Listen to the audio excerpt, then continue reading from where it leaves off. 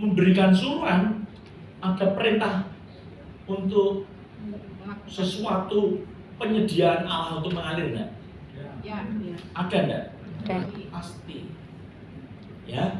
Dan di sini Yesus bilang, bawalah kemari kepadaku. Yang membuat mujizat siapa? Tuhan Yesus. Yesus. Lalu disuruhnya orang banyak itu duduk di rumput. Setelah diambilnya 5 roti dan 2 ikan itu, Yesus menengadah ke langit. Jadi dia ngomong sama siapa? Bapa. Bapa. Menengadah ke langit dan mengucap berkat.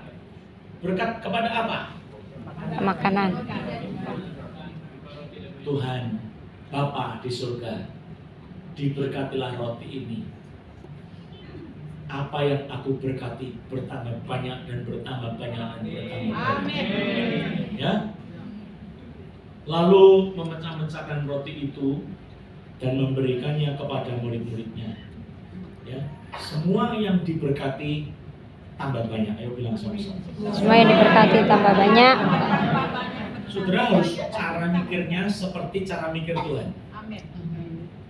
Mikir seperti Tuhan mikir. Ayo bilang. Mikir seperti Tuhan mikir. Mikir di level Tuhan. Ayo. Mikir di level Tuhan. Terus berdoa di level Tuhan. Berdoa di level Tuhan. Itu namanya kita menganggap Tuhan sebagai Tuhan. Ya. Kalau manusia yang lemah cara mikirnya, Tuhan kami punya 5 roti dan 2 ekor ikan, Tuhan suruhlah mereka pulang. Suruhlah mereka pulang. Terus Tuhan bukakan toko-toko, tidak tutup dulu dalam nama Yesus gitu. Ya, tokonya supaya tutup, jangan tutup dulu. Buka semuanya dan penyediaannya turah-turah, lebih-lebih. Jangan kurang-kurang. Ini cara berpikir yang natural. Saudara harus pindah masuk cara berpikir seperti Tuhan. Ya. Nah, setelah memecah-mecahkan dan memberikannya kepada murid-muridnya, lalu murid-muridnya membagi-bagikannya kepada orang banyak, dan mereka semuanya, perhatikan, semuanya makan sampai kenyang. Ini bukan makan secukupnya, tapi makan sampai kenyang. Artinya boleh makan banyak sewaktu-waktu, sesekali. Tapi doa Bapa kami, berilah kami pada hari ini makan kami yang Secukupnya. Ayo bilang, setiap hari biasanya secukupnya. Setiap hari biasanya secukupnya. Itu apanya? Makanya Bukan berkat secukupnya. Ini bicara soal makan. berilah kami pada hari ini makanan kami. Bukan soal berkat secukupnya, tapi makanan secukupnya. Tapi bisa-bisa momen tertentu suruh Tuhan kepada Tuhan suruh sama kita, makanlah sampai kenyang. Ya, beda nggak makan kenyang sama makan secukupnya? Apa? Saudara lebih banyak makan kenyang atau makan secukupnya? Itulah kita apartemen dulu. Saya bisa melihat jawabannya dari mana? Dari perut saudara.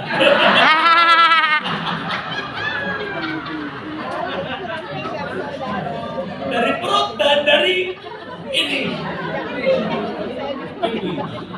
Ya. Yang makan secukupnya itu, yang ininya biasa, tirus-tirus.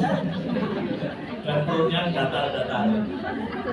Kalau makan kenyang itu yang perutnya membesar. Betul nggak? Betul. Betul nggak? Betul. Ya, sudah. Kita usah jawab ya. Kita udah tahu jawabannya. Ini coba lihat saudara. Mereka semuanya makan sampai kenyang. Kemudian orang mengumpulkan potongan roti yang sisa 12 bakul penuh.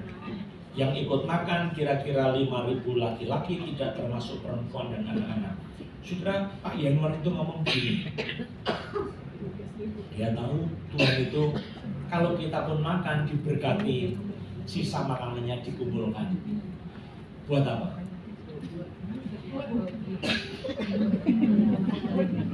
Buat apa? Sisa makanan dikumpulkan. Halo? Bagi-bagi.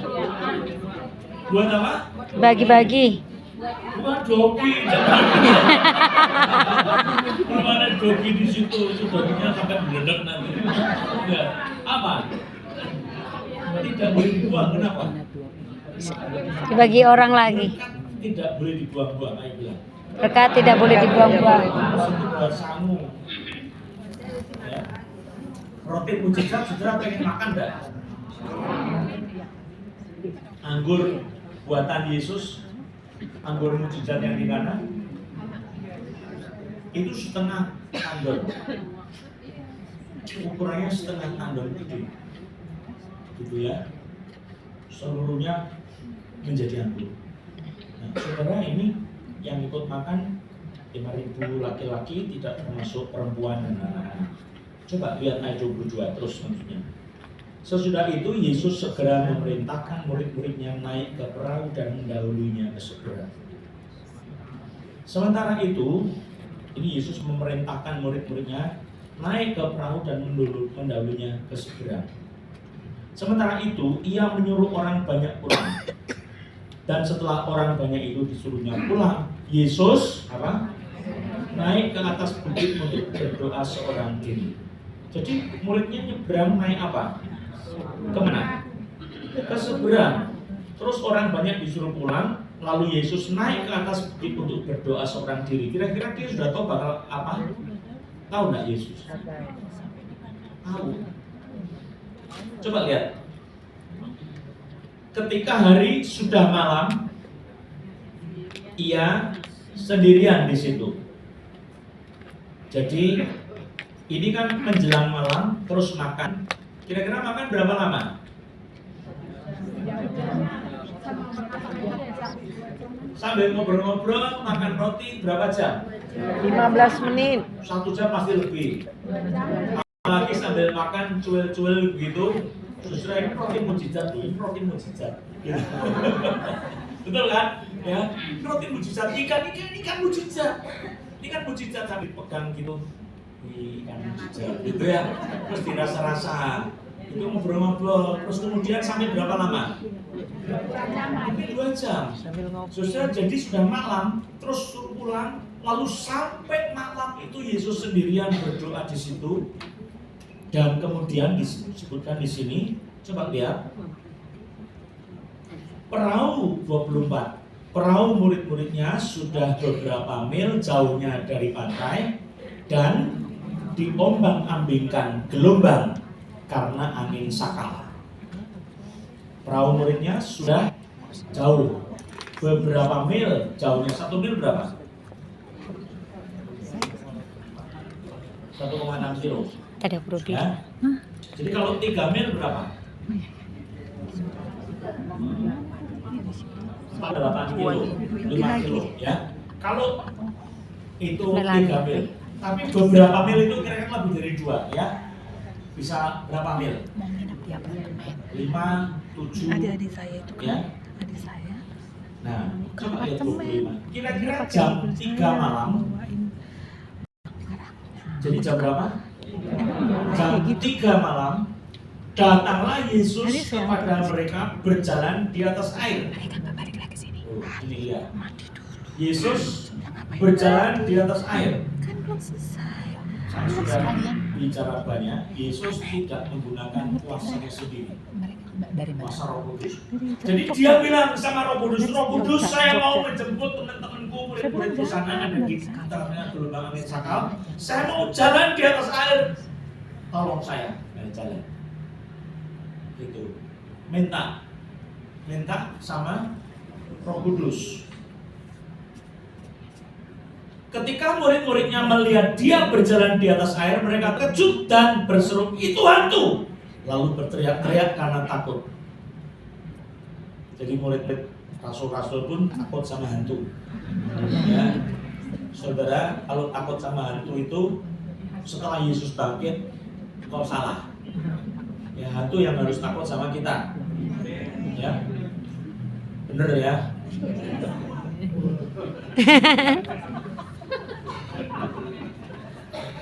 Kalau tiba-tiba tengah malam ada yang panggil-panggil nama saudara, tidak ada angin, tidak ada hujan. Nah, saudara bilang apa? Demi nama Yesus. Ya. Ya. Tapi saudara jangan takut. Ini murid-murid berteriak karena takut. Itu gitu ya. Saya tidak tahu kayak apa. Tapi ini panik.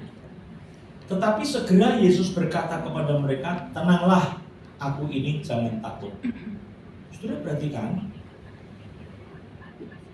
dibilang sudah disuruh tenanglah, aku ini, jangan takut. Yesus jalan di atas air. Ayat 28, ini yang Tuhan mau. Coba lihat. Lalu Petrus berseru dan menjawab dia, Tuhan, apabila Engkau itu, suruhlah aku datang kepadamu berjalan di atas air. Apa gunanya berjalan di atas air?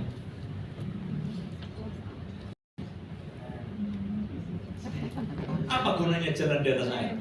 Ketemu Tuhan Yesus. Ada gunanya?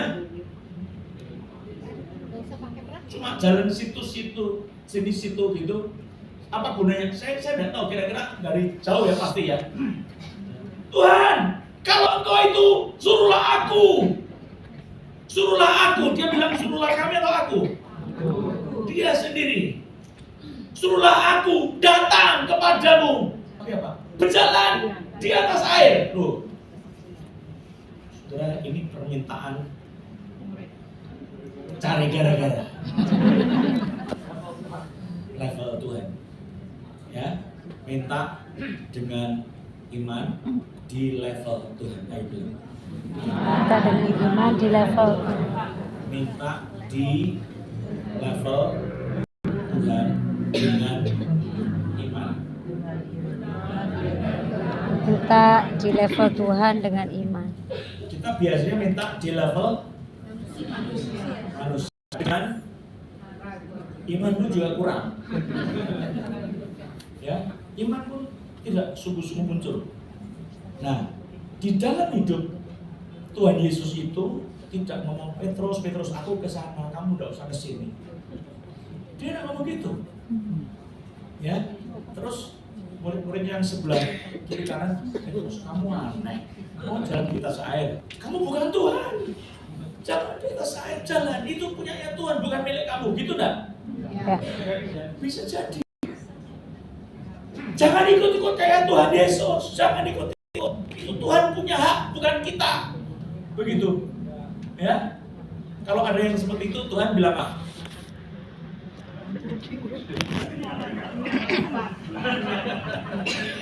Salah ngerti. Ya. Di sini Tuhan Yesus tidak bilang Petrus, kamu mencari hal yang sia-sia.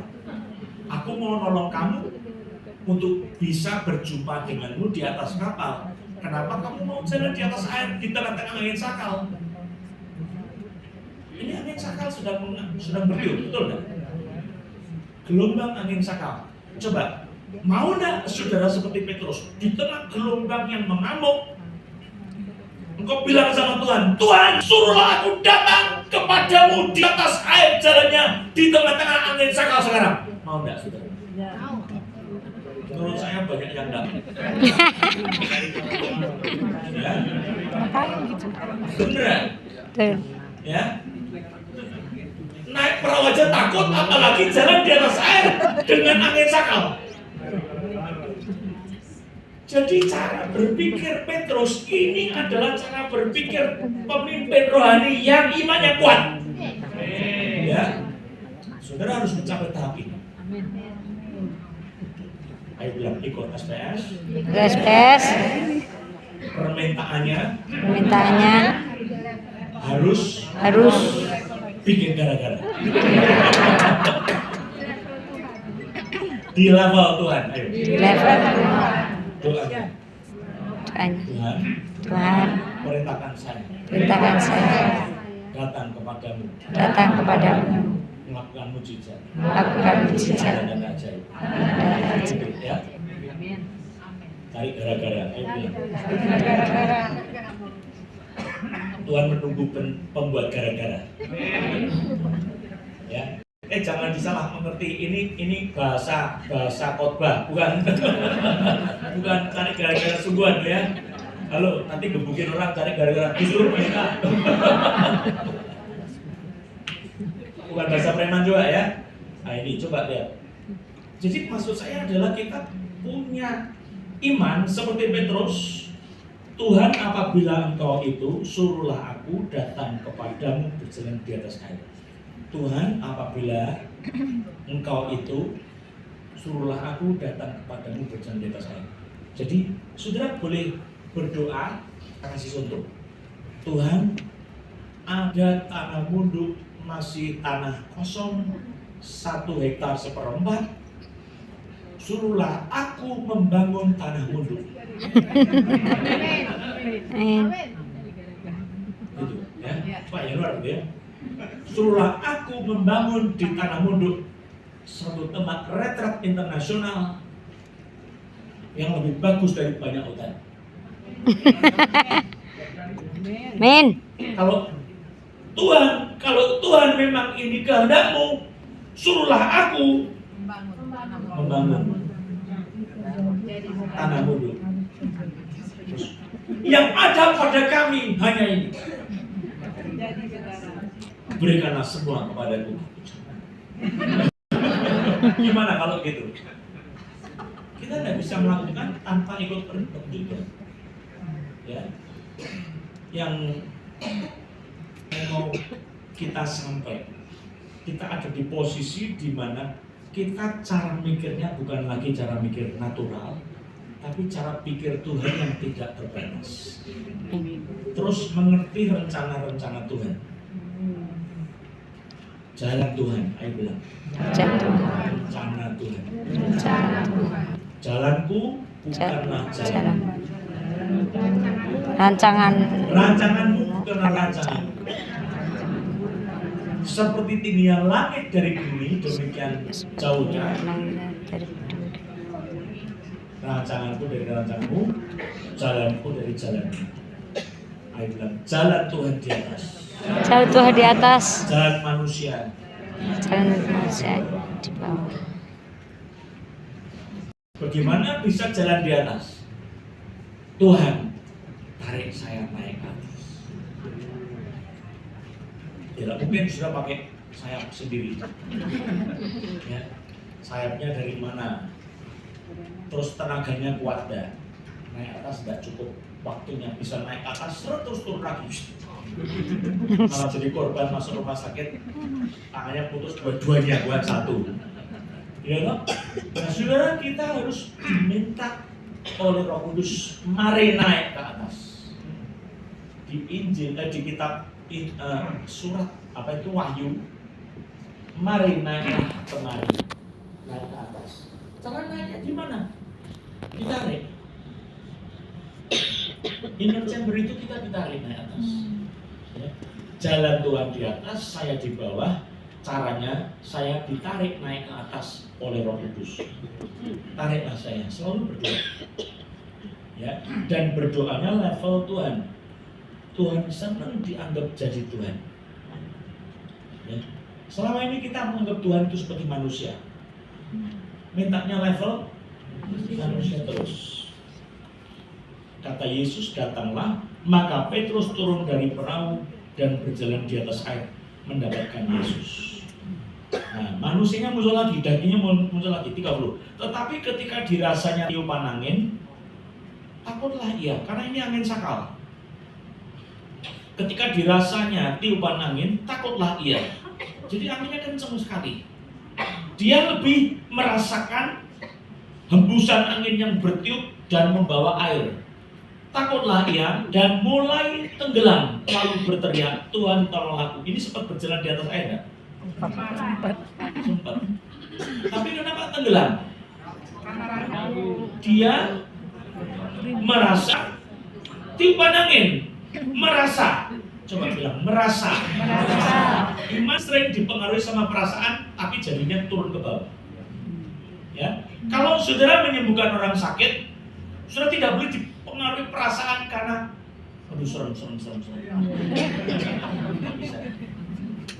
Ya. Orang yang disembuhkan harus jangan terpaku kepada penyakitnya. Misalnya apa itu? Sudah menyembuhkan orang tuli. Dalam nama Yesus, roh tuli pergi atau mengangkat tangan, mengalir kuasa Roh Kudus, membawa kesembuhan dari bilur-bilur Yesus, ditransfusi kepadanya, jadilah sembuh.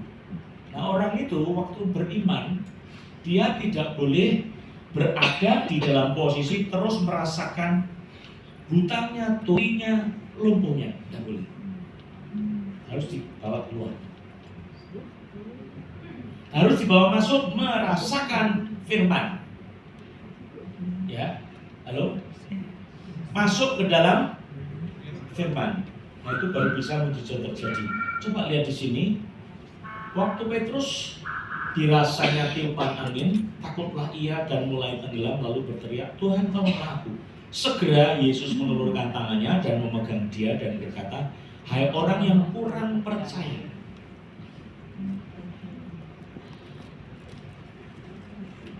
Coba bilang, oligos. Pistos. Oligopistos. Oligopistos dari kata oligos pistos. Oligos itu kecil, lemah, singkat durasinya. Pistos iman yang singkat durasinya. Beriman terus kemudian tidak beriman, itu banyak orang Kristen seperti itu. Ya, oligopistos bilang. Jangan punya oligopistos. Pendek durasinya, sebentar periodenya. Jadi kenapa berhenti beriman? Dibelokkan oleh perasaan. Hidupku bukan karena melihat, bilang. Hidupku bukan karena melihat, tapi karena percaya.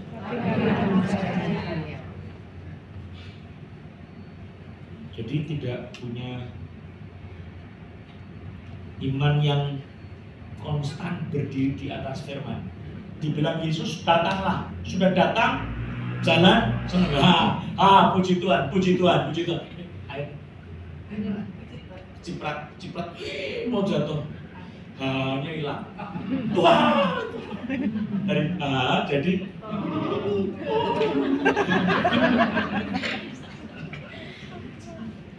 ini iman yang singkat umurnya. Kita harus punya iman yang terus dari iman menuju kepada iman. Ya. Nah, di sini siapa yang imannya pendek umurnya? Ada enggak? Kalau sedang angin bertiup semilir, oh haleluya. Angin bertiup gelombangnya tinggi. Oh, ini bukan iman, ini namanya diombang-ambingkan oleh situasi. Orang beriman tidak diombang-ambingkan situasi, tapi dia mengubah situasi. Iman bisa berdiri berjalan di atas air. Ayo bilang. iman bisa berdiri berjalan di atas air. Walaupun anginnya bertiup angin sakal. Angin sakal pun bisa berjalan di atas air. Kalau saudara fokusnya memandang Yesus. Ya. Selancar. Kalau fokusnya kepada yang dirasa, tenggelam. Ya, inilah yang Yesus bilang apa? Hai orang yang kurang percaya, mengapa engkau bimbang? Nah, bimbang. Jadi bingung, bimbang. Kenapa bimbang? Dipengaruhi oleh yang dirasa. Kurang percaya, bilang sama-sama. Kurang percaya. Imannya harus ditambah. Ya. Di sini setelah diangkat naik, Petrus gendol gitu enggak? Yesus. Gitu enggak? Enggak. Naikkan gitu, jalan lagi. Kalau saudara kira-kira seperti Petrus jalan gitu atau?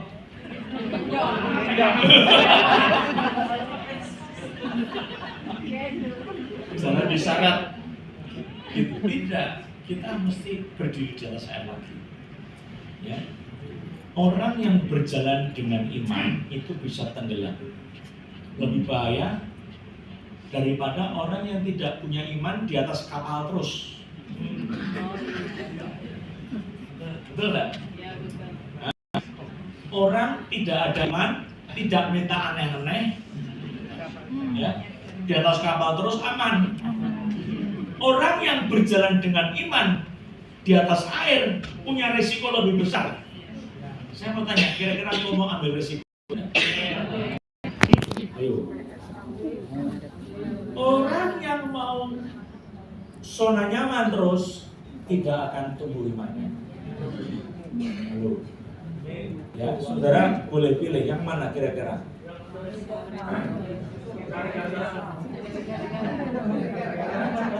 Betul ya? Ini ngomong di sini nanti sampai di rumah lain. Ya, saudara harus belajar menjadi orang yang konsisten iman. Lalu di sini kan Yesus membawa Petrus naik lagi. Lalu mereka naik ke perahu dan angin pun berjalan. Coba, saya mau ajak saudara mikir lebih jauh lagi. Kalau saudara jadi Musa membawa orang keluar dari bangsa Mesir, kira-kira saudara termasuk macam apa? Ini kan ceritanya Musa keluar, ya, dengan tanda-tanda ajaib. Terus membawa emas, perak, permata, bawa semua. Jadi habis. Mesir jadi negara miskin. Super power sekarang jadi no power. Gemerlap emasnya diambil siapa? Orang Israel. Ya. Sampai orang Israel itu emasnya kebanyakan, mau bikin lembu sapi gampang. Set lempar. Dapatnya gampang, hilangnya juga gampang. Nah, saat itu kemudian mereka ini melihat bangsa Mesir kalah. Mereka keluar dipimpin sama Musa di padang gurun. Terus sampai satu titik Tuhan suruh balik lagi. Balik sudah jalan di sini, terus balik lagi, suruh balik lagi. Jadi dipandang oleh Firaun, Musa bingung. Betul ya? Musa terus disuruh masuk ke satu kondisi tempat ngantong. Semua masuk ke situ. Mesir langsung bilang, ini Musa pemimpin bingung dan linglung. Mari kita hancurkan dia. Tujuannya Tuhan adalah Musa dihancurkan atau diselamatkan. Tujuan Tuhan selamat. Dengan cara dipimpin seperti orang bingung. Mau enggak saudara begitu? Tujuan Tuhan supaya Musa bukan dipermalukan, tapi harus melewati satu proses. Musa memimpin seperti orang bingung, ikuti Tuhan seperti orang bingung. Ya, halo, bisa? Inilah Tuhan. Tuhan itu suka bikin kita sendiri bingung. Ya, Tuhan saya ikut kau, terus stop, putar balik lagi. Jalan yang sama tadi, terus orang bingung. Nah, saat itulah kemudian Mesir keluar dengan semua senjata dan tentaranya. Jadi yang maju perang. Terus Musa lihat, wah, musuh menyerang. Lah orang Israel yang di belakang itu langsung berhadapan sama tentara Israel. Pasti panik, betul enggak? Lah senjatanya apa biasanya? Mereka tidak pernah biasa perang, mereka biasanya macul, nyangkul, nukang. Melihat orang-orang Mesir pakai tentara, pakai kuda. Sudah tahu, saya tuh takut sama kuda yang besar. kalau begini saja, kena bokongnya, kita tetap tentara. Betul nggak? Nah sudah, ini menyerang dengan tentara, mereka itu